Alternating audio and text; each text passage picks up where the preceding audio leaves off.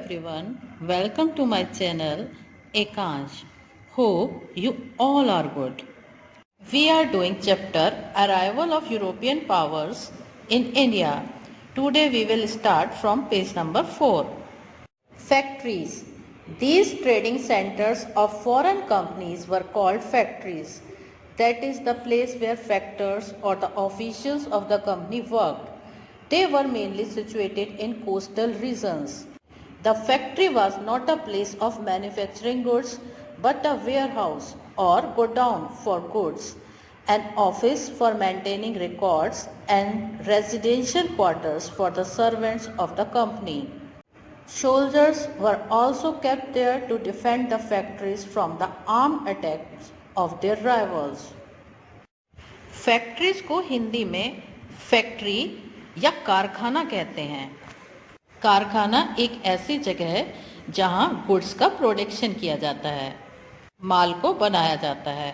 पर यहाँ फैक्ट्रीज का मतलब फॉरेन कंट्रीज के द्वारा बनाए गए ट्रेड सेंटर से है। ट्रेड सेंटर्स या फैक्ट्रीज एक ऐसी जगह हैं जहां कंपनी के फैक्टर्स या ऑफिशियल्स काम करते हैं।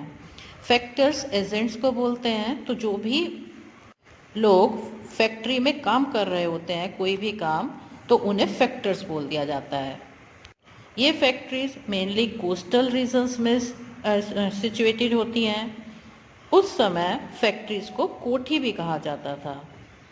The factory was not a place of manufacturing goods but a warehouse or godown for goods, an office for maintaining records and residential quarters for the servants of the company. Factory goods बनाने की जगह नहीं थी बल्कि goods के लिए warehouse गोदाम को कहते हैं। तो गुड्स को रखने की जगह थी, रिकॉर्ड्स को मेंटेन करने के लिए एक ऑफिस की ज़रूरत होती है, तो वह ऑफिस भी था और कंपनी के सर्वेंट्स के लिए रेजिडेंशियल क्वार्टर्स भी थे। Soldiers were also kept there to defend the factories from the armed attack of their rivals. Factories को उनके राइवल्स यानी प्रतिद्वंदी जो कंपटीशन किया करते थे उनके साथ, कोई आर्म्ड अटैक से बचाने के लिए सोल्जर्स को भी वहाँ पे रखा जाता था। Now turn to page number 5. After the arrival of Vasco da Gama into India, many traders from Holland, France and England landed in India. Till that time, no ruler of India had even thought of maintaining navy. जब Vasco डा gamma India पहुंचा, तो उनके पहुंचने के बाद एक एक करके हॉलैंड, फ्रांस और इंग्लैंड के ट्रेडर्स वाटर रूट से इंडिया में आने लगे। टिल दैट टाइम यानी उस समय तक इंडिया के जो भी रूलर्स थे उनमें से किसी भी रूलर ने नेवी को मेंटेन करने के बारे में नहीं सोचा था। नेवी होती है नौसेना, एक ऐसी सेना जो समुद्री मार्ग से होने वाले अटैक्स को रोकती है, उससे हमें सेव करती है। Now you are looking map of India on your screen. In this map location of factories in the year 1705 are shown. Here is an activity for you. On the basis of the map, make a list of French, English, Portuguese and Dutch factories. Reference is here. इस reference में white circle English की factories को show कर रहा है, black circle French, white triangle Portuguese और black triangle Dutch, square Danish की factories को शो कर रहा है। Now you can easily make the list. You know very well that factories, कोठी, ट्रेडिंग सेंटर्स, सेटलमेंट, बस्ती all are same. They are the places where Europeans kept their goods and records and residential quarters for the servants and soldiers. Sequence of arrival of European in India. You know, India में सबसे पहले Portuguese आए थे। आपको मालूम है Vasco da Gama 1498 में सबसे पहले इंडिया में आए। उसके बाद इंग्लिश यानी कि ब्रिटिशर्स 1600 में, डच 1602, डेनमार्क जिन्हें डेनिश भी कहा जाता है 1620 और सबसे लास्ट में फ्रेंच आए थे 1664 में। The traders from Denmark founded a settlement in 1620 at Tranquebar in Tanjore. They also established trading outposts at Nagapattam, Porto Nova and Pulicat on the east coast, Cochin on the west coast and Chinsura and Serampur in Bengal. Denmark के traders, Denmark को Danish भी कहा जाता है, ने अपने settlement यानी कि बस्तियां या हम इन्हें ट्रेडिंग सेंटर्स कह सकते हैं, कोठी कह सकते हैं, फैक्ट्रीज कह सकते हैं, ने ईयर 1620 में तांजौर के ट्रांक्योबार में इस्टेब्लिश किया। उन्होंने इंडिया के ईस्ट कोस्ट पर पोर्टो नोवो और पुलिकेट और वेस्ट कोस्ट पर कोचीन, बंगाल में चिंचोरा और सेरामपुर में अपने ट्रेड आउटपोस्ट इस्टेब्लिश किए। The Dutch were unable in the establishment of their foothold in India and sold their settlements to the British in 1845. By the early 18th century, the Portuguese, the Spaniards and the Dutch were uprooted by the Britain and the France from the monopoly which they earlier enjoyed in the matter of trade between Asia and the Europe.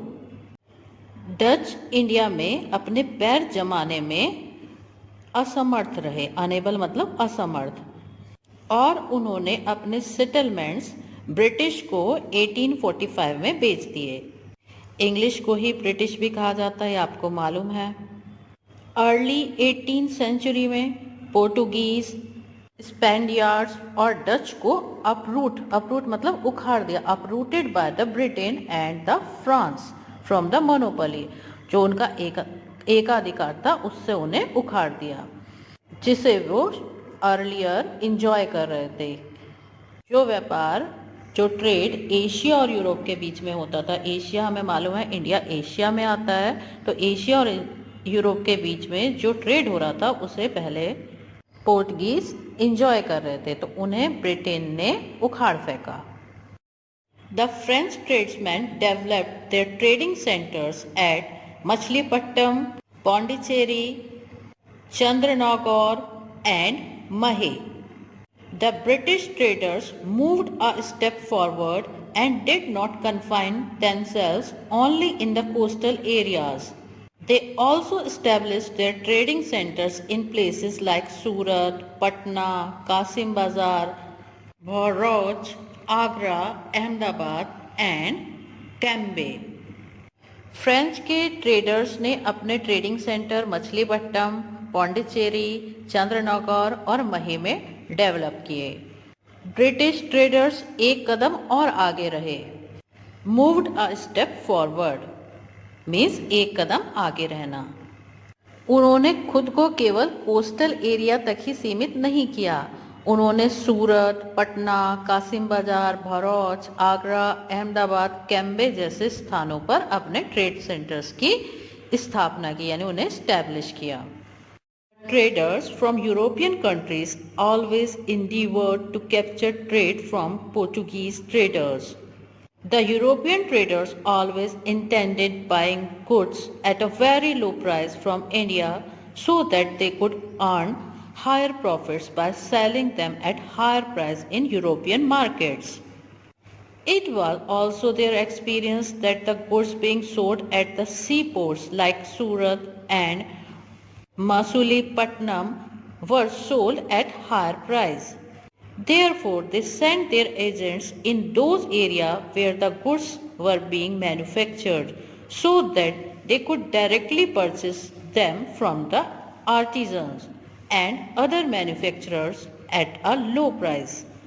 European countries के traders हमेशा इंडिवर्ड यानी इस प्रयास में रहते थे कि वो पोर्टुगीज ट्रेडर्स से ट्रेड को खींच लें, कैप्चर कर लें।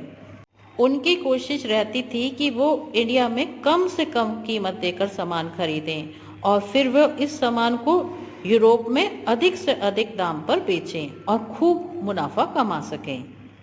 उनका एक्सपीरियंस था कि सूरत, मछलीपट्टनम, इसे हम मछलीपट्टनम भी पढ़ सकते हैं, जैसे बड़े बड़े सी पोर्ट्स पर जो सामान ट्रेडर्स द्वारा बेचने के लिए लाया जाता है वह महंगा मिलता है।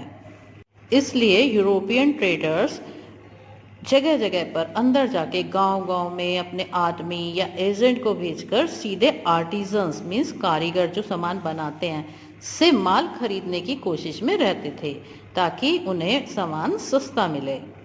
In due course, the strength of Portuguese navy and force became weaker as compared to the English, French and the Dutch. Consequently, no company could establish its monopoly over the trade for a while. In due course मतलब समय के साथ, समय बीतने के साथ जो Portuguese navy और फोर्ट जो है वीक होते गए compare to English, French and Dutch. और बहुत सारी कंपनियां थी, इससे कुछ समय तक किसी भी कंपनी का जो है मोनोपोली एस्टैब्लिश नहीं हो पाई। Thanks for watching, see you in the next video.